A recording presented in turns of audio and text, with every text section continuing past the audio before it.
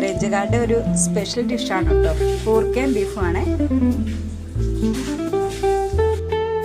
ഇത് വേവിച്ച് വെച്ചേക്കണ കൂർക്കയും ബീഫുമാണ്. മഞ്ഞൾപ്പൊടി ഉപ്പും ചേർത്തിട്ട്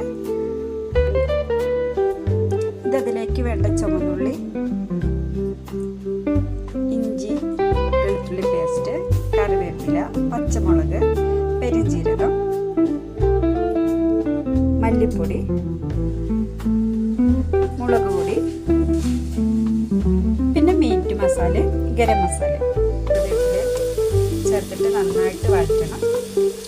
കുറച്ച് ഉപ്പിട്ട് കൊടുക്കാം കേട്ടോ.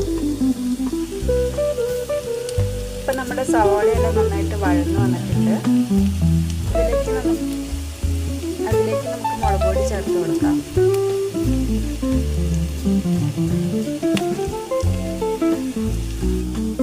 ഇതിലേക്ക് നമുക്കിനി മല്ലിപ്പൊടി ചേർത്ത് കൊടുക്കാം. ഇതിലേക്ക് നമുക്ക് കുറച്ച് മീറ്റ് മസാല ചേർത്ത് കൊടുക്കാം. ഇപ്പം നമ്മുടെ മസാലയെല്ലാം നന്നായിട്ട് മൂത്ത് വന്നിട്ടുണ്ട്. ഇതിനകത്തേക്ക് ഇനി നമുക്ക് വേവിച്ച് വെച്ചിരിക്കണ ബീഫും കൂർക്കയും ചേർക്കാം.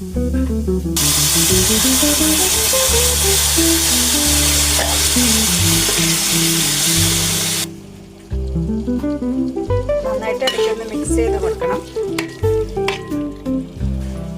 ഇപ്പം നമ്മുടെ മസാലയെല്ലാം കൂർക്കയിലേക്കും ബീഫിലേക്കും പിടിച്ചിട്ടുണ്ട്. കുറച്ച് സമയം കൂടെ മൂടി വെച്ച് വേവിക്കണം. ഇതിലേക്ക് അല്പം ഗരം മസാല കൂടെ ചേർക്കണം.